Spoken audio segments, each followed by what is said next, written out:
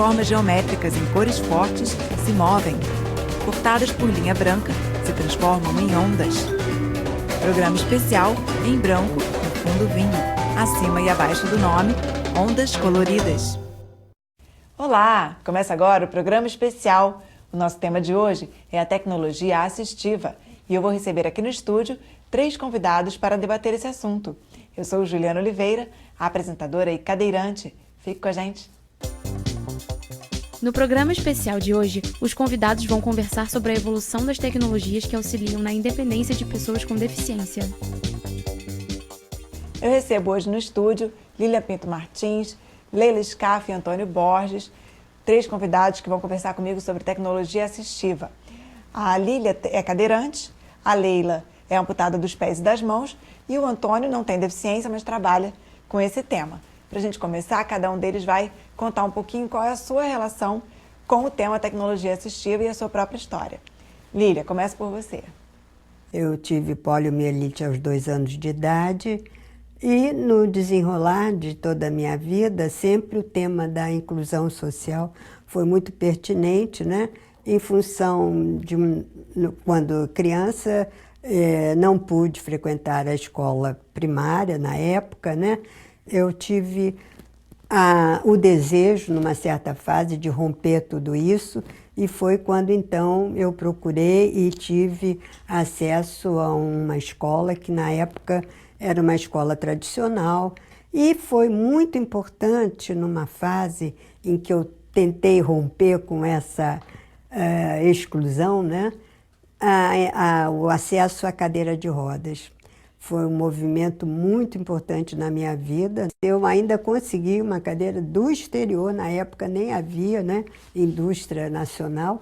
Então foi aí que eu dei o grande passo. Eu considero que nessa minha história, esse equipamento, a cadeira de rodas que é tida, né, como uma prisão, como alguma coisa que transforma a pessoa numa pessoa dependente, foi aí que eu encontrei a minha liberdade, a primeira forma, né, de poder viver essa liberdade. Então, ao longo da minha vida, eu sempre me dediquei ao campo da reabilitação, fui psicóloga de um centro de reabilitação aqui do Rio, e lá nos anos 80, em 1988 precisamente, eu e um grupo de pessoas amigas que vinham também militando, né, nesse movimento, nós fundamos o CVI Rio, onde foi o espaço que eu pude encontrar para tratar muito especificamente desse tema, tecnologia assistiva.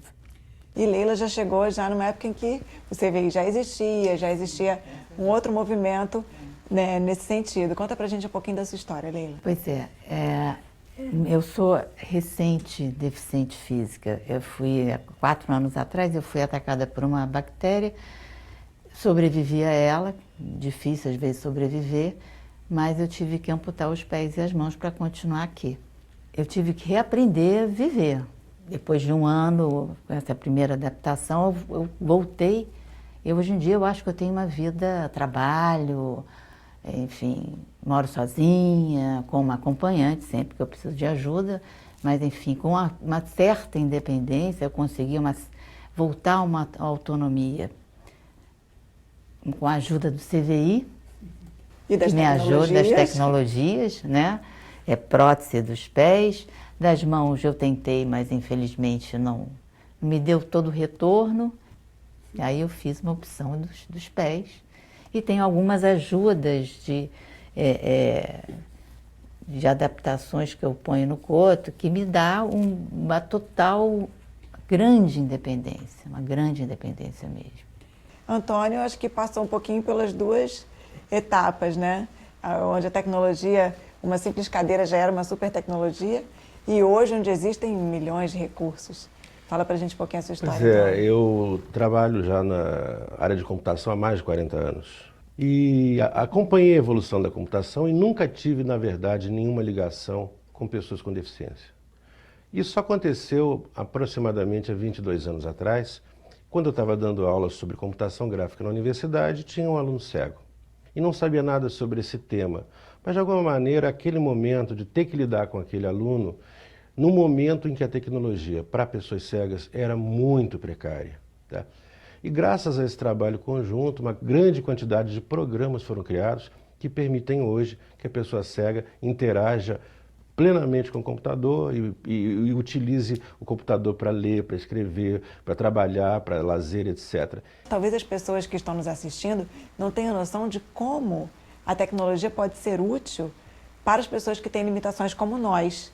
Eu, por exemplo, tenho essa cadeira que é mais ou menos nova, que fica de pé, que eu, assim, não sei como eu vivi sem ela até hoje. Vocês têm algum caso, assim, de amor pela tecnologia? Ai, que bom que isso existe.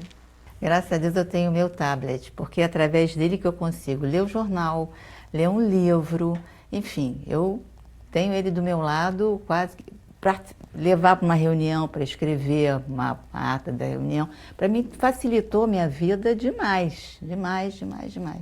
Não vivo sem ele. Quais são os lançamentos aí novos do mercado, Antônio, assim, que você possa Olha, citar? você sabe, Juliana, que essa área de tecnologia assistiva, ela deu um salto tão extraordinário e hoje é possível fazer coisas que são completamente inimagináveis. A pessoa tem, por exemplo, uma esclerose lateral amiotrófica que tolhe completamente os movimentos, elimina a fala e só resta o olhar. Então, uma pessoa nessa situação, hoje, consegue falar utilizando os olhos. Ela consegue escrever utilizando os olhos. Ela consegue controlar uma cadeira de rodas usando os olhos. Isso é tecnologia. É uma tecnologia de sonho? Eu diria que talvez sim. Mas a tecnologia é isso mesmo, Juliana. E para você, a tecnologia não é simplesmente um luxo. Você não tem opção. Você não consegue andar. Então a cadeira de rodas faz parte de você. É como a Lília falou, a cadeira de rodas é libertadora. É libertadora. Ela permite, né? Você lá no CVI trabalha com essa realidade, né, Lilian, de levar essa liberdade para as pessoas e até coisas que as pessoas nem imaginavam serem capazes de fazer com deficiências. Conta pra gente um pouco. Nós temos a oficina que nós chamamos atualmente de Oficina de Tecnologia Assistiva, e que exatamente nós empreendemos esse trabalho, né? Onde a pessoa vai, é muito importante que ela mostre o seu desejo, a sua necessidade, e vai ser construído um produto, um objeto, dentro daquela situação particular. Para mim, eu acho que isso é o vital. É o que a pessoa pode fazer com aquele produto, de que maneira ela vai incorporar a sua vida pessoal. E é muito importante que ela dê esse aval, porque ela é que vai viver a vida como ela vai construir dentro daquela situação. Você sabe que eu tenho uma memória do CVI da primeira adaptação para me alimentar. E eu lembro que quando eu usei em casa pela primeira vez, foi um pranto geral, assim, as pessoas ficaram muito emocionadas de ver como um simples objeto me permitia uma independência à mesa, né, que foi super lindo esse momento familiar, o que isso trouxe não só para mim, mas para minha família, né? Como a gente às vezes não se dá conta de como a tecnologia assistiva está presente, né, nessas vivências. Às vezes são coisas muito simples, né? Não é de uma tecnologia sofisticada, é o que ela pode dar de liberdade para a pessoa e aquilo ser um ponto fundamental para a vida comum dela, né? O dia a dia. O dia a No seu dia. trabalho de arquiteta, Leila, você tem alguma novidade assim, em termos de arquitetura para contar para gente? Eu, antes de ficar deficiente, eu dava uma certa importância. Hoje em dia eu dou muito mais importância. Seu olhar mudou? As circulações, entende? Os acessos, né? Enfim, que eu tinha mais acanhada, talvez, sabe? Porque eu não tinha vivência, né? Hoje em dia eu tenho a vivência, né? Eu sei o que é passar por lugares muito apertados, enfim. Tem várias coisas que eu passei a ser muito mais antenada, né? Do que eu era antes, por uma própria experiência mesmo, né? Um dia eu entrevistei uma pessoa aqui no programa que me disse que um dia haverá tanta tecnologia que não haverá mais pessoas com deficiência. O que vocês pensam sobre isso? Eu acho que vai chegar um momento em que nós vamos ter, vamos dizer assim, a biônica, a computação, a eletrônica relacionada ao corpo suficientemente evoluída para que você tenha liberdade. Por exemplo, se você hoje tem um problema cardíaco, você vai colocar uma prótese lá no seu coração para fazer com que o seu coração funcione direito. Mas isso não é uma opção. Isso você tem que fazer, se você não fizer, você morre. Vai chegar um momento em que isso, meu coração está meio fraquinho, acho que vou trocar esse coração. Comprar um coração biônico modelo XYZ, porque ele é muito bom, dá um poder danado. As pessoas que compraram esse coração dizem que ele é sensacional. Isso hoje não é possível, mas eu acredito que isso seja possível. Então, eu acho que vai chegar um momento em que a gente vai ter tantas opções que você vai poder decidir ser menos deficiente ou ser tão deficiente quanto você queira ser. Nós estamos falando aqui de tecnologia, mas tem a questão da pessoa, né? No momento em que você coloca uma pessoa junto com uma máquina, a pessoa, na verdade, ela se estende, a máquina passa a fazer parte dela, né? Imagina você, Juliana, sem cadeira de rodas. Você não é a mesma Juliana, porque a Juliana que a gente conhece, ela toma um transporte, ela faz as entrevistas, ela caminha sozinha dentro daqui. É uma Juliana. Tira a cadeira de rodas, a Juliana não é a mesma. E essa é uma questão que acho que o CVI trata muito, né? Dessa coisa da gente poder trazer para si o objeto sem que ele fique à parte, né? A cadeira faz parte do corpo, né? Antes a gente se pautava pelo modelo médico. E agora nós temos uma outra compreensão que é mais ligada ao social, que vai justamente a tecnologia assistiva vai trazer uma questão importante para essa avaliação. Você tira a deficiência da pessoa apenas, né? Ela tem uma limitação por conta da deficiência, mas essa limitação pode ser maior ou menor dependendo do ambiente e dependendo dos recursos que esse ambiente me dá. Se eu tenho, por exemplo, uma cidade mais acessível, eu, na minha cadeira de rodas, eu vou ser uma pessoa. Agora, se for num ambiente que não me dê essa possibilidade de ir e vir, eu vou ser uma outra pessoa, né? Antônio, fala pra gente um pouco como é que o Brasil está posicionado no que diz respeito à tecnologia assistiva em comparação com o mundo. O Brasil evoluiu muito, muito mesmo. Quer dizer, nós saímos de 20 e poucos anos atrás em que não existia nada. A Lília contou o caso que cadeiras de rodas aqui no Brasil eram importadas, não se fabricava esse equipamento que é tão importante. Na década de 50, mais ou menos. E isso se modificou, tá? Então foi criada uma indústria para algumas áreas, por exemplo, cadeiras de rodas. Você está usando uma cadeira de rodas super sofisticada, feita no Brasil, tá certo? Então, eu acho que em muitas áreas houve uma evolução. Eu diria que talvez a maior evolução na área de informática. A área de informática trouxe para as pessoas com deficiência uma vantagem extraordinária. Você não sabe a quantidade de cegos que se casaram pela internet, porque a tecnologia propiciou, entre outras coisas, uma coisa mágica que faz com que as pessoas evoluam, chama-se encontro. Então, as pessoas se encontram através da tecnologia. E aí, a limitação, ela deixa de ser importante. E vários outros quesitos também, por exemplo, a gente pode ir ao mercado pela internet, né? Eu não preciso nem que ele seja acessível, pouco importa. Eu, cadeirante da minha casa, faço compras, né? Coisas que às vezes parecem banais no nosso dia a dia, mas quando a gente vê o que isso trouxe de evolução, né? A gente vai dar uma pausa aqui nesse bate-papo, mas volta daqui a pouco, porque o tema tecnologia assistiva rende bem. Até já! Estamos apresentando programa especial.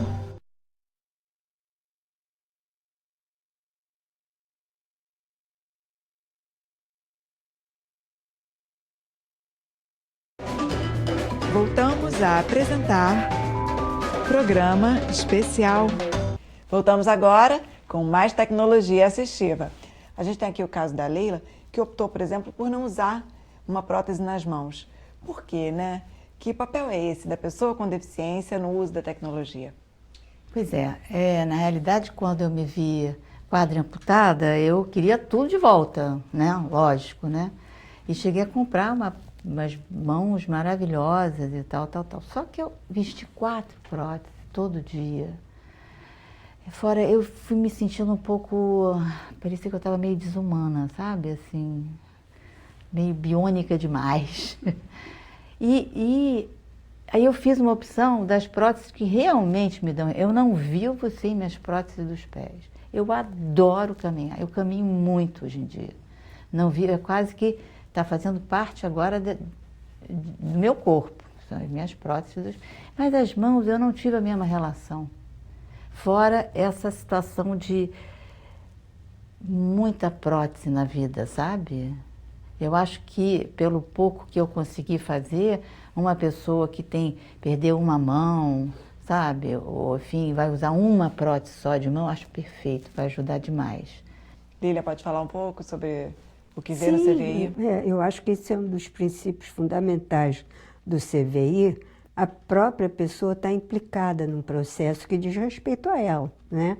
E é a grande diferença de uma atitude mais do modelo médico do que agora o modelo social, né? Porque você é que vai determinar o que você quer. Isso que a Lilian falou é muito verdadeiro. As escolhas têm que ser individuais. As pessoas têm que escolher aquilo que querem. Com relação à tecnologia assistiva também é isso. Vou usar um sistema de som como o DOSVox, que é um sistema mais usado no Brasil, vou usar um sistema americano, JAWS, ou vou usar um NVDA, vou usar o que eu vou usar? Tem que ser uma escolha individual. O que é importante é que a pessoa com deficiência conheça. Se ela não conhecer, ela não vai poder optar. É verdade. Então, tudo passa por esse momento inicial de informação. E aí eu digo, internet é ótima. Porque todas as maluquices que existem, que foram criadas em qualquer lugar do mundo, estão lá. E agora outra coisa importante. Nem tudo que existe é útil ou é bom. Às vezes a pessoa compra uma coisa e aquela coisa não atende, como qualquer coisa. Como no caso da Leila, né? Agora, é importante saber que no Brasil, isso é fundamental saber, há muita tecnologia e muita tecnologia, inclusive, gratuita. Há pessoas das quais nós esperamos uma informação. Vou dar um exemplo. Você sofreu um acidente e por conta desse acidente você perdeu suas pernas. Ou você ficou cego, ou você ficou surdo, ou você ficou sei lá o quê. Tá? E aí você vai procurar a quem? Infelizmente, esse é um problema enorme que nós temos no nosso país, é a falta de conhecimento dos profissionais dessa área de saúde para fazer orientação. Temos o CVI, que é uma exceção, né, no qual as pessoas correm para lá porque é um dos raros pontos onde você pode realmente ter informação. Tem a Rede Sara, que também tem informação, mas são poucos lugares. Isso deveria ser um conhecimento da sociedade, deveria ter os médicos deveriam ser ensinados, os professores deveriam ser ensinados na sua formação, deveria ter pós-graduações aos quilos falando sobre isso, porque a quantidade, Juliana, de pessoas que pode ser beneficiada com o uso desse tipo de tecnologia é enorme. E a velhice está chegando. Se nós vamos ficar velhos, com certeza nós vamos ficar deficientes. Para não falar, né, Antônio, de que as próprias pessoas com deficiência estão envelhecendo. E hoje em dia, né, você vê a minha geração e as pessoas que eu acompanhei durante o movimento político já estão com 60, 70 anos, enfim. E eu acho que até é uma amostra interessante para ver como é que essas pessoas estão envelhecendo em cima das deficiências que já têm, né? E como as pessoas que estão se tornando deficientes agora vão envelhecer. Pois é. Exatamente, exatamente. Leila, pode contar um pouco que é recém, né? Recém, entrou agora no grupo. Pode contar um pouco como é que foi o seu processo, né, de encontrar essas tecnologias que te ajudaram? Pois é, eu acho que eu tive uma sorte muito grande, porque eu tive uma assistência muito boa, assim, desde o hospital, assim, de terapeutas, fisioterapeutas, enfim, e uma delas que me levou no CVI. Eu logo fui bem encaminhada para pessoas esclarecidas, que me mostraram coisas, e eu acho também, eu sempre falo que eu acho que tem que ter em contrapartida, tem que ter uma vontade. Talvez quando você fala assim, existe, mas a pessoa tem que querer, né? Eu acho fundamental todos nós termos alguma coisa aqui dentro que a gente quer. A gente tem que demandar, né? A gente quer ir para frente, a gente não quer parar. Eu conheço deficientes que estão parados. Eu acho que juntou as duas coisas, o meu querer ir e a oportunidade das pessoas com quem eu encontrei. Aí eu fui descobrindo. Uma coisa importante chamada família. Nasceu um menino, esse menino é cego.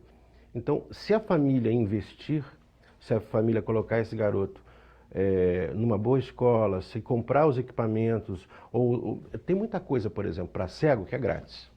Mas as pessoas não sabem que tem. Existe o DOSVox, que é completamente grátis, né? E que permite a pessoa ler, escrever, brincar, etc. Mas as pessoas nem sabem que existe. Então a família estar antenada, saber que existe, e a família querer que essa criança, que essa pessoa da família que teve um problema qualquer de deficiência, seja um acidente, seja uma questão de nascimento, ou seja, alguma coisa que nem se tem uma razão muito clara, né? A família acreditar que aquela pessoa tem um papel importante. Então vamos continuar esse bate-papo aqui através da internet, quem quiser deixar o contato? Eu acho que no nosso caso, o ponto de referência do nosso trabalho é o nosso site intervox.nce.ufrj.br. Ali você tem uma resenha de tecnologias sobre as mais variadas finalidades. Leila, quer deixar um contato? Quero. Eu não tenho site, mas eu tenho o meu e-mail, que enfim, quem quiser trocar opiniões, saber coisas, eu estou à disposição. É leilascaf@gmail.com. Lília? O Centro de Vida Independente do Rio de Janeiro tem um site que todos podem consultar, é www.cvi-rio.org.br. E lá vocês encontram informações sobre todos os serviços e mais especificamente sobre a oficina de tecnologia assistiva. Eu agradeço demais a presença de vocês aqui. Acho que o nosso bate-papo foi muito bacana e enriquecedor. Espero que vocês em casa tenham gostado também. E assim a gente encerra mais um debate aqui no programa especial. Paralímpicos. Eu sou Felipe Gomes, tenho 29 anos, sou natural de Campos dos Goytacazes, tenho glaucoma congênito, catarata, descolamento de retina e desde que nasci vim perdendo a visão até os 7 anos. Hoje eu faço atletismo, corro as provas de velocidade 100, 200, 400 metros e revezamento 4x100. Minha classe é T11, para cegos que não enxergam nada, total. Eu fazia futebol, goalball e também o atletismo. Em 2011 eu parei de fazer as outras modalidades e comecei só a me dedicar no atletismo para 2012, onde nas Paralimpíadas de Londres eu conquistei a medalha de ouro nos 200 metros, numa prova que eu não estava nem entre os 5 no ranking, e nos 100 metros eu conquistei a medalha de bronze. No Pan-Americano eu conquistei 2 medalhas de ouro, nos 400 metros e no revezamento 4x100 e conquistei a prata nos 200 metros. E no Mundial, realizado na cidade de Doha, conquistei a medalha de ouro nos 200 metros e a prata nos 100 metros. O momento de Paralimpíada é um momento diferente de qualquer outra competição, né? Você entrar no estádio, 80 mil pessoas gritando, e aí ou você fica amedrontado ou você se empolga com aquilo tudo. E graças a Deus eu me empolguei. Me empolguei tanto que eu cheguei na frente, aí eu dei cambalhota, rebolei, fiz a bagunça. E aí o momento que eu subi no pódio e o hino tocar, a vontade era vontade de voltar correndo pro Brasil, abraçar os amigos, abraçar a família, abraçar todo mundo. E poxa, 80 mil pessoas em pé, o hino cantando por sua causa, são momentos únicos que eu vou levar para a vida inteira. Assim, foram experiências maravilhosas que aconteceram na minha vida. E aí eu espero repeti-las em 2016.